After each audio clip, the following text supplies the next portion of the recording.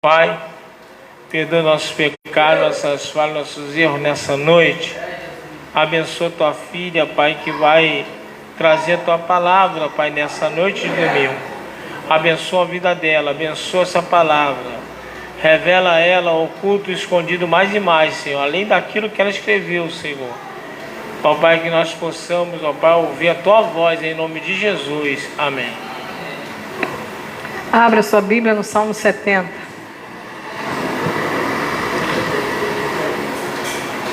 Que diz que na sua aflição Davi suplica a Deus que se apresse em livrá-lo.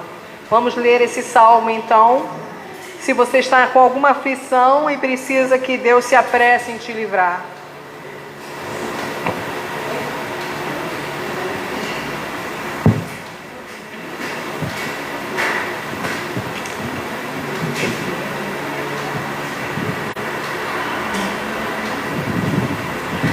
O Salmo 70 diz assim: apressa-te, ó Deus, em livrar-me, Senhor. Apressa-te em ajudar-me.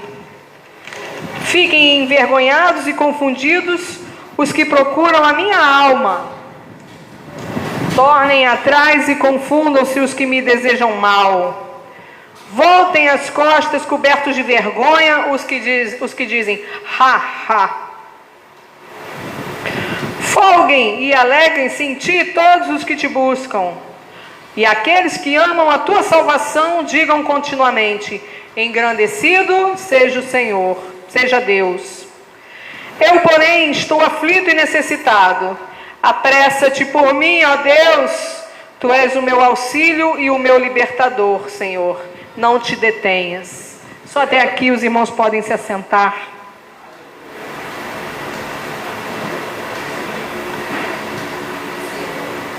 Estou lutando aqui para poder abrir a minha colinha, mas sei que provavelmente não vou falar nada do que está escrito aqui.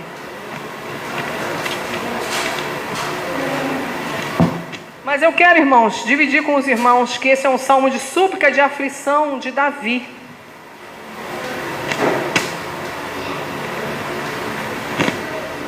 No final ele fala que está aflito e necessitado e pede para Deus se apressar.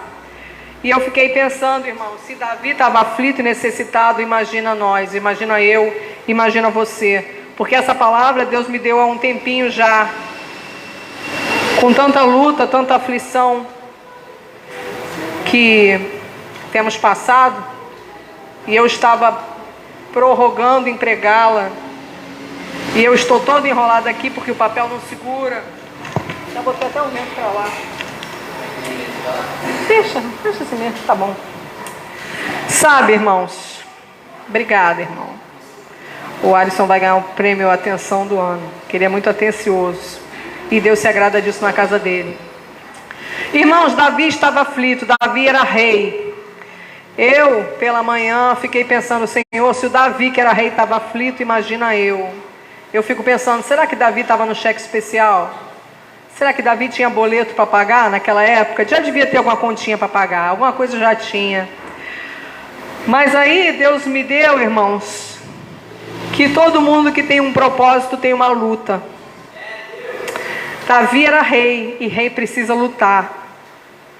Existiam lutas na vida de Davi, lutas para conquistar os povos, para conquistar as terras, para conquistar aqueles lugares que eram de Deus e o povo inimigo tinha tomado. E Davi estava em grande aflição, pedindo a Deus para se apressar. Será que nós estamos nessa condição também, em grande aflição, que precisa pedir a Deus para se apressar?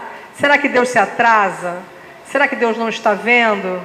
Aquilo que nós cantamos aqui hoje: eu não perdi o controle, eu não perdi o controle, eu não perdi o controle.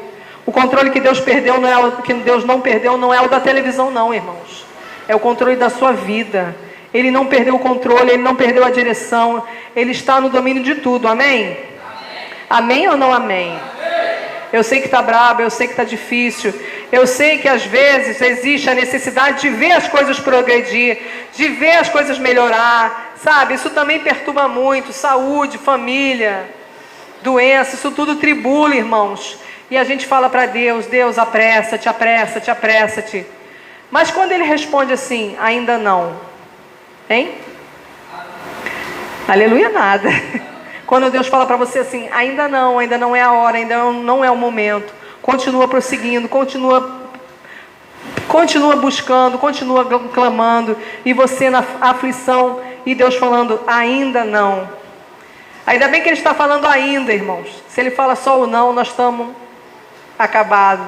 Vamos pegar a bolsa e vamos embora.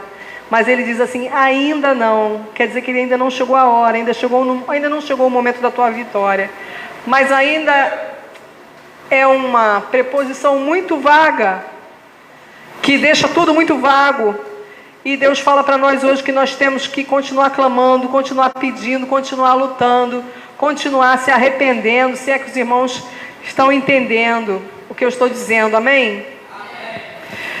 Porque se o rei tinha que lutar, muito mais nós que somos pobres, plebeus, mas nós somos filhos de Deus, e nós estamos aqui para sermos abençoados por Ele.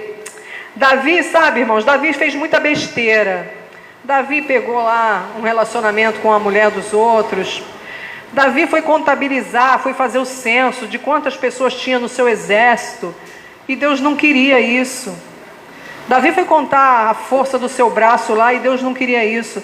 Às vezes Deus não está querendo que você contabilize sua força agora. Deus está querendo que você conte só com a força do braço dele, amém? Só com a força de Deus, que você não conte consigo mesmo. Isso é muito difícil, irmãos, isso é muito difícil, porque como o pastor falou aqui, no momento que nós temos os benditos boletos para pagar e nós não temos o dinheiro, e aí a gente tem que falar, Senhor, apressa-te, porque a conta tem data para pagar, porque a luz tem data para pagar, porque o boleto vai vencer e tem data para vencer. E é nesse sentido que eu quero falar com os irmãos hoje, em que Deus pode se apressar, em que Deus pode atender. E Deus não fica devendo nada a ninguém, Deus não falha com ninguém, amém? Davi falhou muito, mas mesmo assim ele guardou, conforme o pastor leu aqui hoje na palavra introdutória, ele guardou seu coração, ele guardou Deus no seu coração. E por ele ser um homem que amava a Deus e se arrependia, ele continuou sendo chamado de homem segundo o coração de Deus.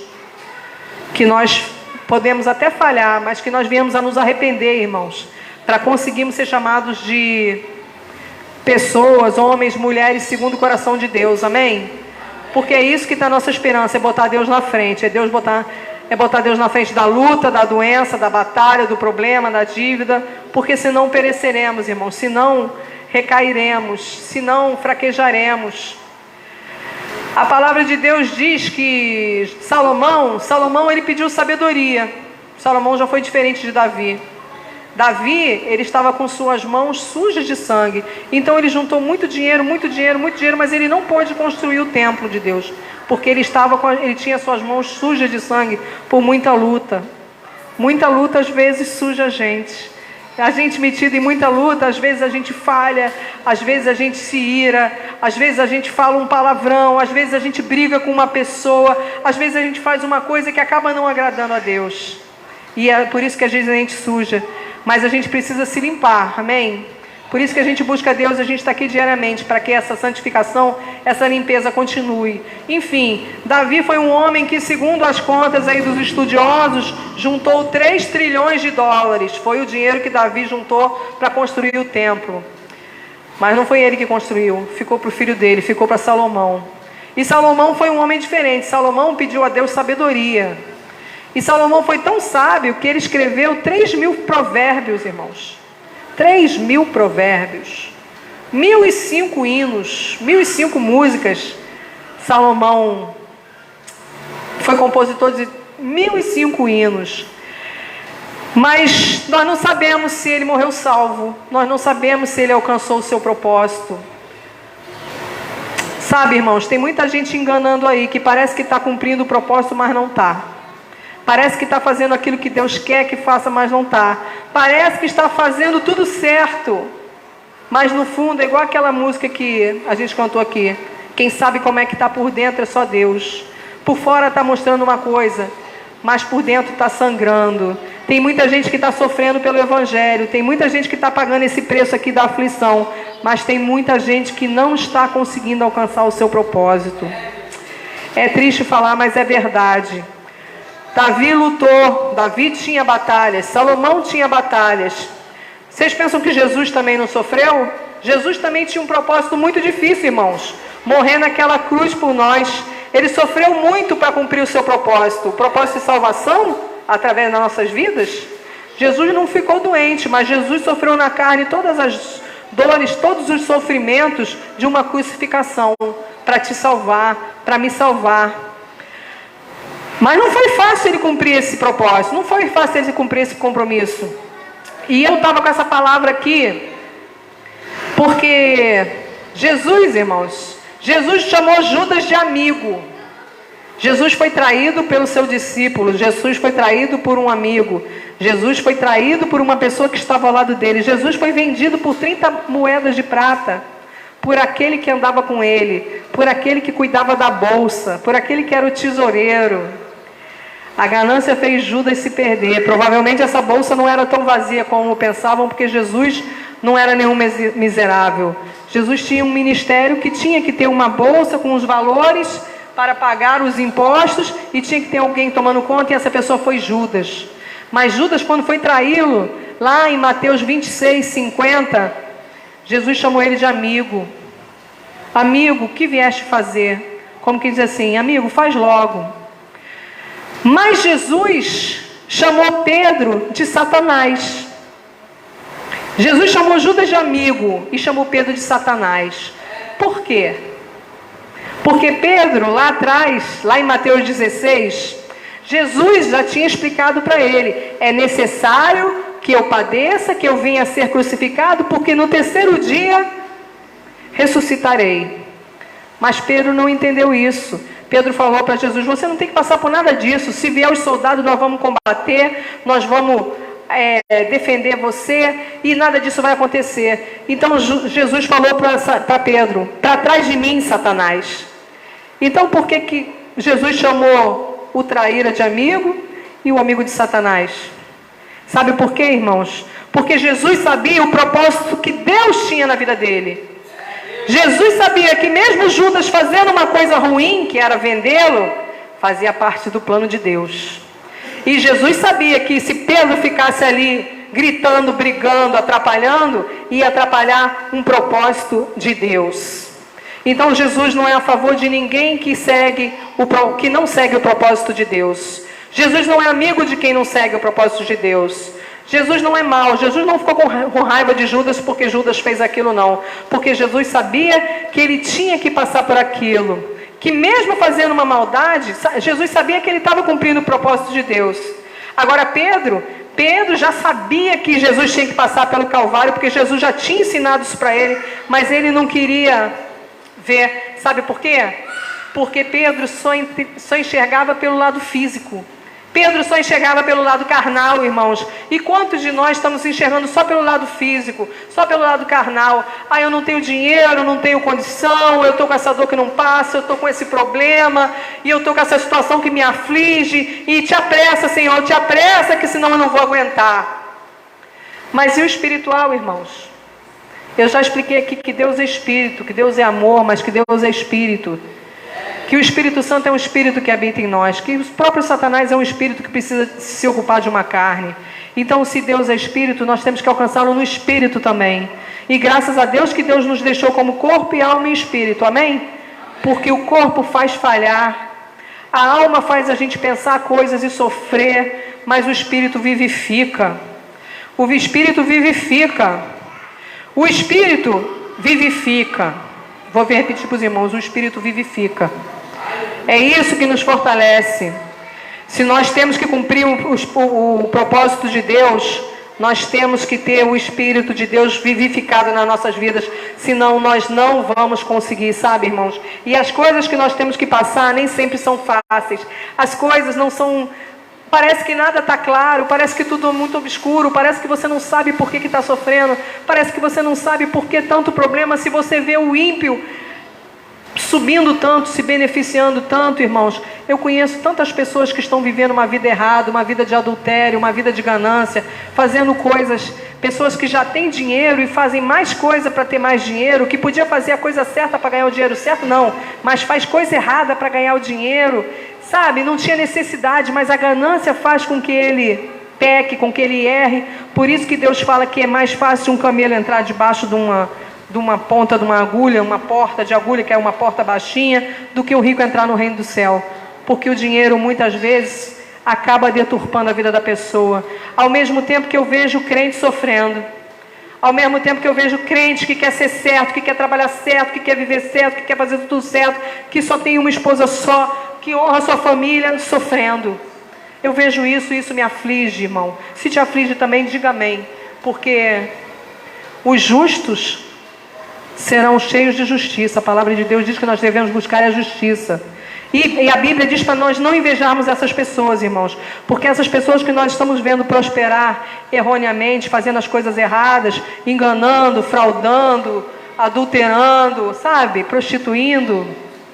Embora muitas vezes elas estejam com gratidão escrito no peito, não é Deus que está dando isso para ela, e elas estão devendo gratidão à coisa errada. Porque elas estão seguindo a coisa errada e elas vão pagar um preço. Eu tenho falado para o Jorge, eu tenho visto coisa no mundo que eu não sei cadê o raio de Deus, que não cai na cabeça e não me mata logo. Porque a Ananias e Safira foi um infarto fulminante. Fizeram besteira, morreu, infartou, caiu ali duro. Jorge, cadê o infarto fulminante que não está acontecendo? Em tanta tragédia, tanta desgraça, tanta maldade que nós estamos vendo, tanto pai fazendo mal para filho, tanto filho fazendo mal, tanta coisa, irmãos, é o sinal dos tempos, está tudo muito ruim, está tudo acontecendo numa agilidade que, quando nós éramos pequenos, não víamos isso. Parece que nós vivemos agora os 10 últimos anos a 1000. Os primeiros anos que nós vivemos de vida, porque nós aqui temos a mesma faixa aqui de idade, mais ou menos, parece que tudo era mais claro, tudo era mais tranquilo, irmãos. Agora está caindo uma coisa por cima da outra, e uma maldade se sobrepondo à outra, e parece que é uma disputa, cada vez está pior, cada vez está mais difícil, e cada vez o nosso Deus está olhando para nós e está nos sustentando. Mas o que parece é que Ele está demorando mais. Amém ou não amém? É um amém de misericórdia, porque o salmista falava isso. Senhor, não te detenha. Senhor, não espera. Senhor, não demora. Senhor, vem logo, Senhor, porque senão eu não vou aguentar.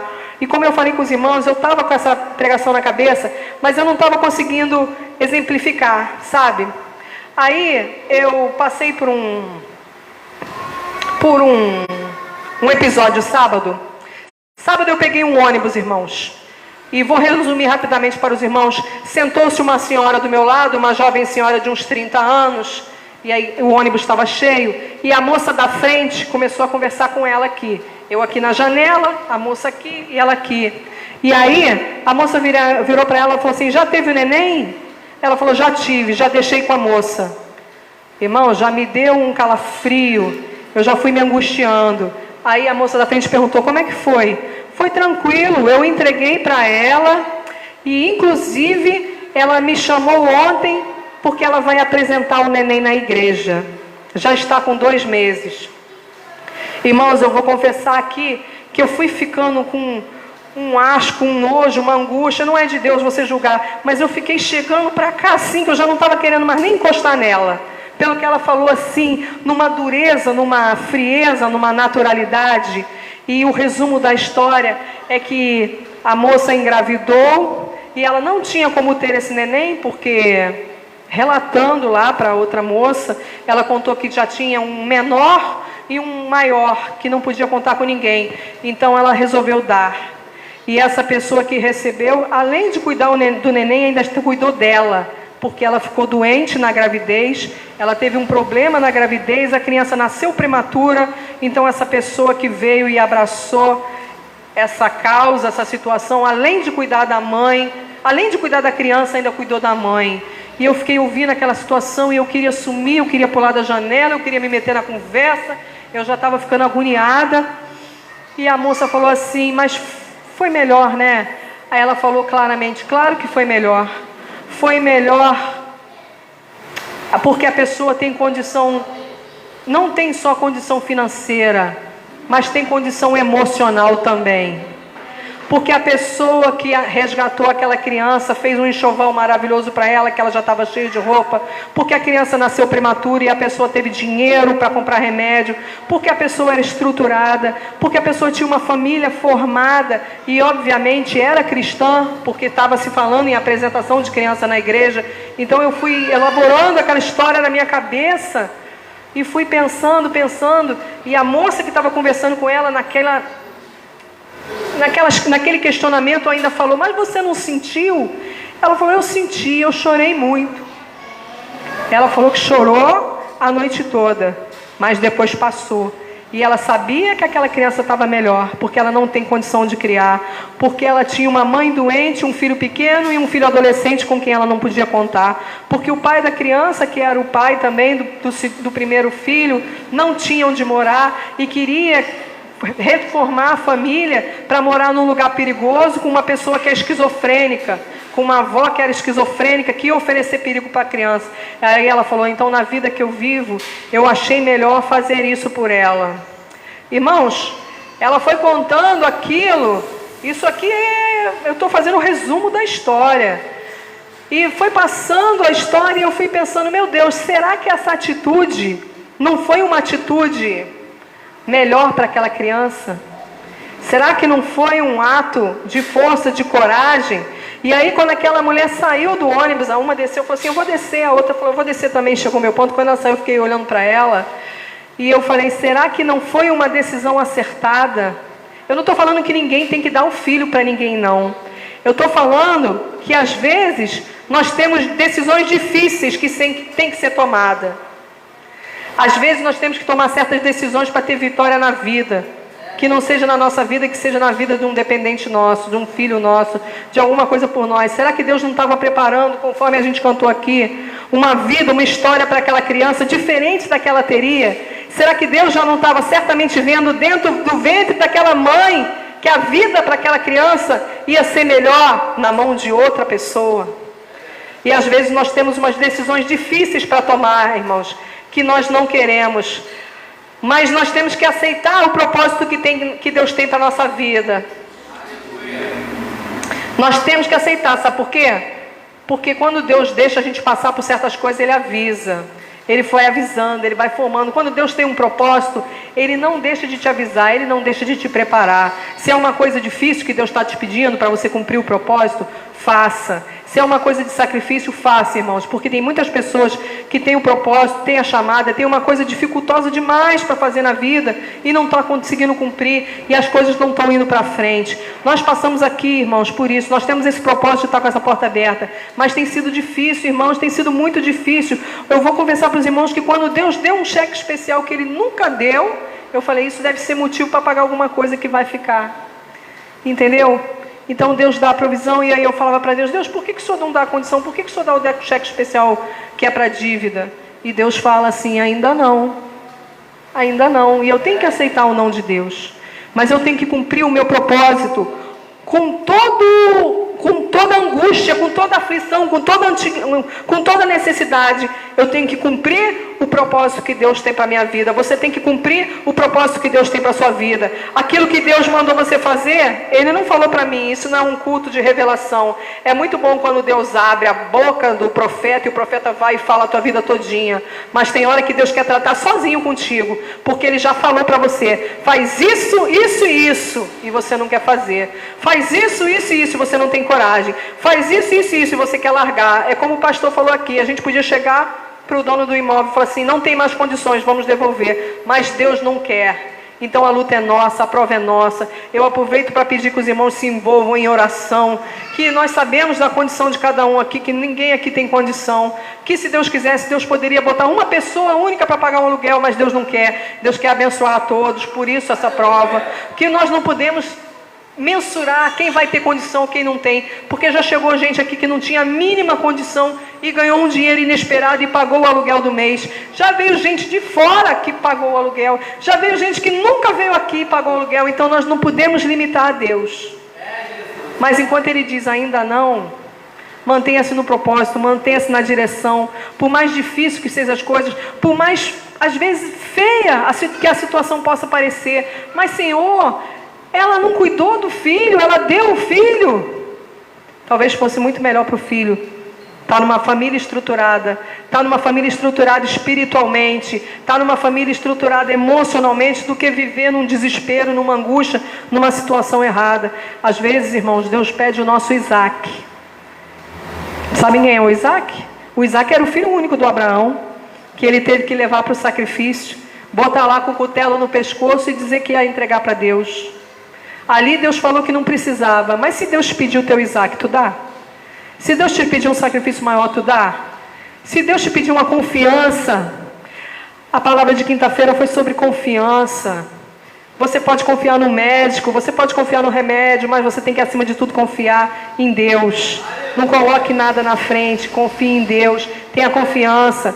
Quando Deus tem um propósito, sabe, irmãos, Ele cumpre. Deus sabe a aflição que eu passei naquele hospital, que todos passaram comigo, mas muitas coisas vocês não viram, muitas coisas nem o Jorge viu. A aflição que nós passamos lá, porque chegou um período, todo dia tinha um problema. Chegou um período, o João já tinha operado, e o João estava com uma sonda nasogástrica. Enfia aqui um canudo no nariz, uns 50 centímetros de borracha, vai lá no estômago e alimenta. Um alimento super nutritivo, é um leite lá de baunilha, mas que tem tudo, sustenta. Ele ficou 30 dias com aquilo e ele não sentia fome. Aquele alimento ia direto para a barriga dele. Só que ele operou. Depois que ele operou, ele voltou a engolir. Mas aí filmaram a garganta dele e viram que ele engolia, mas que a corda vocal ainda não mexia. Aí falaram, vamos ter que furar e botar uma bolsa de gastrostomia. E eu falava assim, eu não quero meu filho mais furado. Não, tem que botar a bolsa, porque com essa sonda no nariz ele também não pode ficar, porque isso aí não pode ficar muito tempo.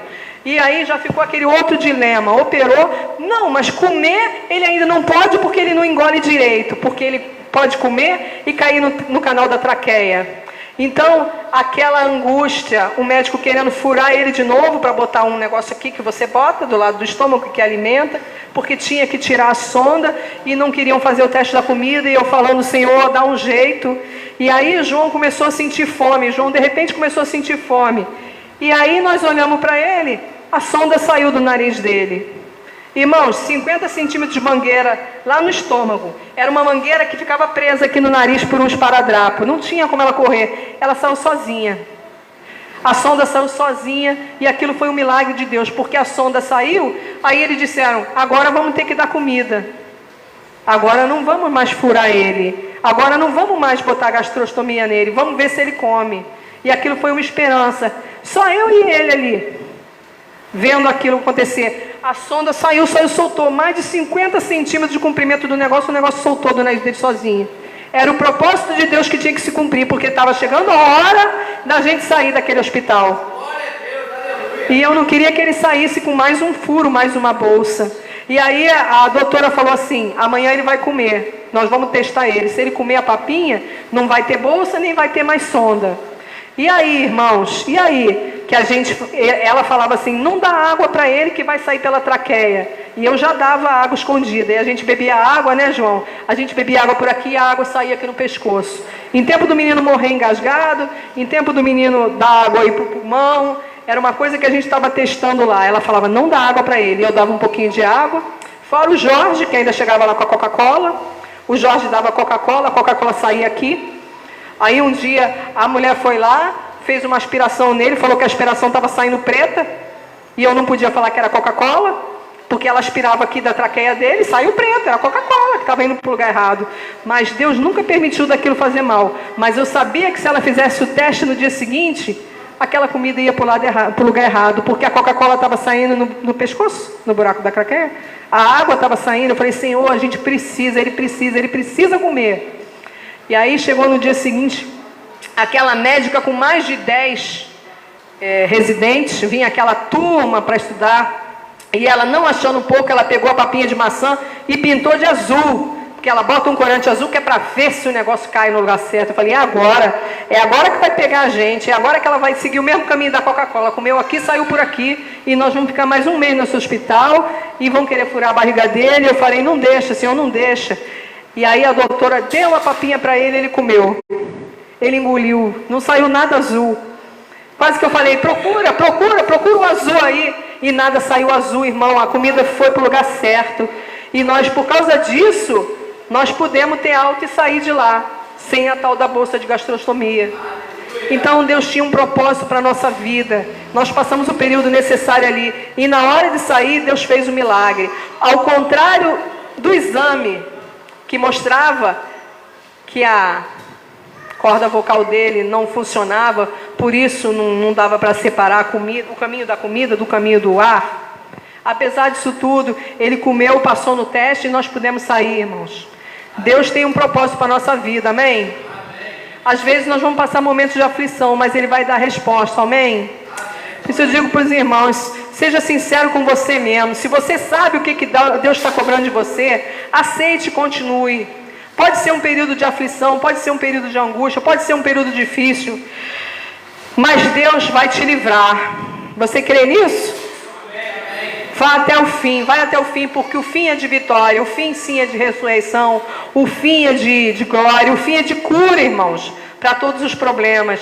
Ainda que nós tenhamos que passar por momentos de aflição, ainda que você não saiba o porquê que muita coisa acontece, porquê é de tanto sofrimento, Deus tem um motivo para você passar. E na verdade você sabe sim, se você tem que cumprir alguma coisa, é melhor fazer. E fazer alegre, fazer feliz, porque ficar aborrecido é pior. Sabe por quê? Isso é um alerta, irmãos, isso é um alerta. Dessa passagem que eu estava lendo hoje, Deus me deu Eclesiastes 2,17.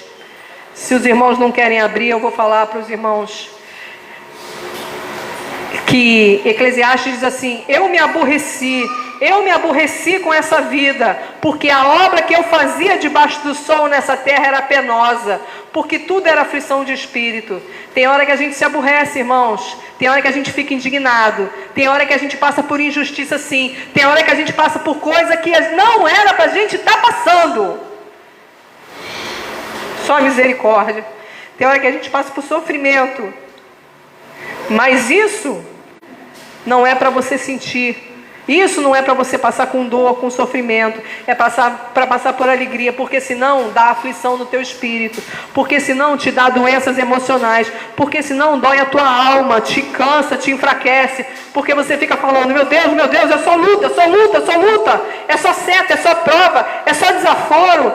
Tem que ser isso aqui que ele fala aqui no versículo. Volte para trás todos os inimigos cobertos de vergonha. Que todos aqueles que atacaram você, que passaram pela sua vida fazendo alguma mágoa, fazendo algum sofrimento, voltem envergonhados, amém? A justiça de Deus, a vingança de Deus, nós não pedimos castigo para ninguém, mas nós pedimos a justiça de Deus.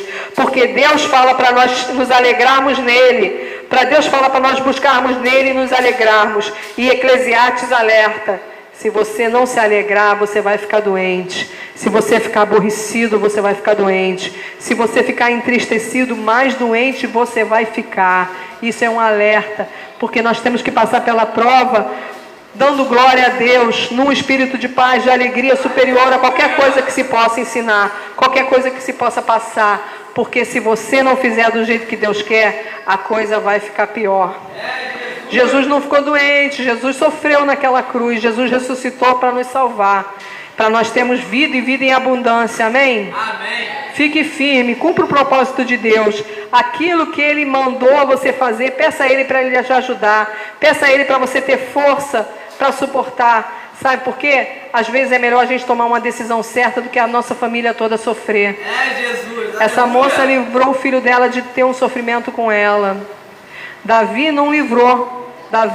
Por causa de Davi, várias pessoas morreram por causa do sofrimento que Davi fez dos outros sofrerem. Porque Davi foi contar o censo, fez coisa errada, aborreceu a Deus, Deus castigou, não a Davi, mas todos que estavam em volta dele. Então que outras pessoas não sejam sacrificadas, não sejam castigadas porque você não tomou a decisão certa.